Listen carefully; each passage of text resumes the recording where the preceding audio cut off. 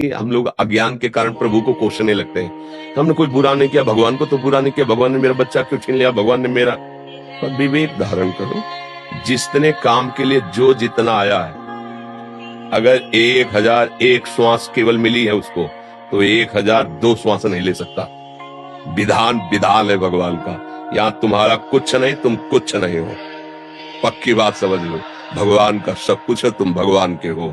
अगर ये मान लोगे तो आप धैर्य पूर्वक यहाँ जियोगे और अंत में आपका बड़ा मंगल होगा और हृदय आनंदित। जैसे मतलब इस समय रोग का प्रभाव है, कष्ट है, शरीर में पीड़ा है, घबराहट है, जी में चिल्लाना, क्या क्या होता, वो तो क्या लिखे जब गुर्दे ही खराब है। पर आपको ऐसा महसूस हो रहा है मैं डिप्रेशन में हूँ, मैं परेशान हूँ, मैं बड़ा दुखी हूँ। क्यों?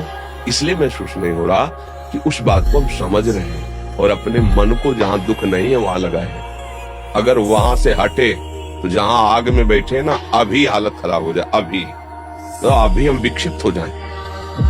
लेकिन मन को आप पहुंचने नहीं देते, वही रहे वही, जहां सुख इधर आग लगी बता। अब आप क्या हो, यही मन रख रहे हो, इसलिए आप दुखी हो। फिर कोसते हैं कि भगवान बुरा कर रहे हैं, हमने क्या बुरा किया। अगर आप असलियत जान जाओगे तो भगवान जो कृपा कर रहे हैं उस पर तुम्हें रोना आ जाएगा कि अगर मुझे वास्तविक हमारा हिसाब मिलता तो आज मेरी वो दुर्गति होती। पर आपने लाडले उस विधान की भी रक्षा की और मेरी भी रक्षा की। कैसे रखे हो, कैसे दुलार कर रहे हो, बिल्कुल सच्ची मानिए। कभी आरोप मत कीजिए कि भगवान बुरा कर रहे हैं, उनके जैसा कोई कृपालु नहीं। आप समझ नहीं पा रहे, समझ नहीं पा रहे। हम लोगों ने ऐसे ऐसे पाप किए हैं, ऐसी ऐसी गलतियां की हैं, भगवान को माने ही नहीं गलती। हमें मनुष्य शरीर दे दिया, हमको सतमार्ग दे दिया, उनके दुलार को तो तुम देखो। हमें वो प्रेत भी बना सकते थे, सुअर कुत्ता भी बना सकते थे, मनुष्य बना दिया। अपना उद्धार कर लो। अच्छा, कौन से अन्य योनियों में ऐसे कर्म किए क्या मनुष्य, क्योंकि कर्म कर ही नहीं सकते अन्य योनियों में, तो भगवान ने अपनी कृपा से दिया ना। उनकी कृपा की तरफ क्यों नहीं देखते? अब उनकी कृपा को देखकर अपना काम बना लो। अगर इसी मूर्खता में फंसे रहोगे, दुख आया, ये परिस्थिति आई, भगवान कोई है नहीं, भजन वजन का कोई फल नहीं मिलता, देखो कर तो रहे। तो हम बता रहे ना आपसे, अगर हम प्रश्न करें अभी हमें कौन सा है, अभी हम ये कहने लगे आप लोगों से, देख लो भजन का ये प्रभाव है, दोनों किडनी फेल हो गए, पापी आदमी हंसता घूमता स्वस्थ घूम रहा है, हमारे को इतनी सेवा दी है और इतना सब जीवन भर भजन किया नहीं। पर असलियत से, हृदय से कहता हूँ, अगर हमारा हिसाब हमारे साथ हो तो हम कौन सी दुर्दशा में, तुम्हें पता नहीं। लेकिन मेरे मालिक ने हिसाब भी दिया और ऐसे गोद में लेके ऑपरेशन करना, जैसे गोद में, बेड में ले लिटा के गोद में लेके, तो उनका दुलार मिल रहा है ना, तो बड़े से बड़ा कष्ट मुस्कुरा के सहने की हिम्मत आ गई। बस ये बात आंतरिक समझो। इसीलिए हम कहते हैं लोग भागे घूम रहे हैं। तुम्हारे दुख को निवारण कर सके ऐसा विश्व ब्रह्मांड में कोई पैदा नहीं हुआ। आशीर्वाद की भावना से तो आते हो ना हमारे पास, समझना हमारी बात। हमारा मतलब गोलमोल नहीं होता, सीधी बात। अगर आशीर्वाद से काम चलता तो मैं अपनी किडनी ठीक कर लेता, डायलिसिस में क्यों लेता, मशीन की क्या जरूरत थी? नहीं है। अगर ये करना चाहे नहीं है।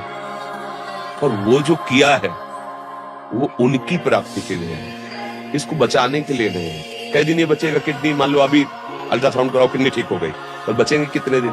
जितनी श्वासें हैं उतनी चलेगी, इसके बाद ठीक किडनी हट जाएगी। देखो ना, एक्सीडेंट होता है, चिथड़ा उड़ गए, ठीक किडनी है, दिल की गति रुक गई, क्योंकि अब एक श्वास नहीं लेना है तुम्हें। तो हम बुद्धिमानी इसी में है कि जो अमोघ धन कमाया है उससे अमोघ वस्तु खरीदे कि फटने वाली चीज खरीदे। अच्छा, अगर इसकी श्वासें हैं, इतने साल चलना है, तो मौज से रहो या ऐसे धक्का प्ले चलते धक्का गाड़ी, और बेवकूफी होगी कि अमोघ धन से ये व्यर्थ वाली चीजें खरीदना, ये व्यर्थ है। देह धरने का फल क्या है? भगवान की प्राप्ति। हम देह को क्यों बचाने की चेष्टा करें? हमें तो काम वो करना है जिसके लिए देह मिला है। राधा राधा राधा राधा, बस बात समझो, बिल्कुल खुली बात है। तुम कहीं भी भाग के चले जाओ, सच्चाई की तुम्हें बात कहते हैं, कहीं भी विश्व ब्रह्मांड में, यदि तुम्हारे आचरण शुद्ध नहीं है, तुम भजन नहीं करते हो, तुम दूसरे को दुख पहुंचाते हो, गंदा आहार करते हो, शराब पीते हो, व्यभिचार करते हो, किसी का आशीर्वाद तुम्हें नहीं बचा सकता। भाग में तो किसी का आशीर्वाद तुम्हें नहीं बचा सकता। और आज से स्वीकार करो कि अब लो नशा नहीं, अब आज तक गलती की प्रभु वो क्षमा कर देंगे। पीछे का हिसाब जो शरीर रचने के समय वो भराएगा, और पीछे गोदाम जो जमा उसको भस्म कर देंगे, और आगे जो गलती होगी उसे क्षमा कर देंगे और तुम्हारा निहाल कर देंगे। सार बात है, अब ये समझ में ना आए तो हरी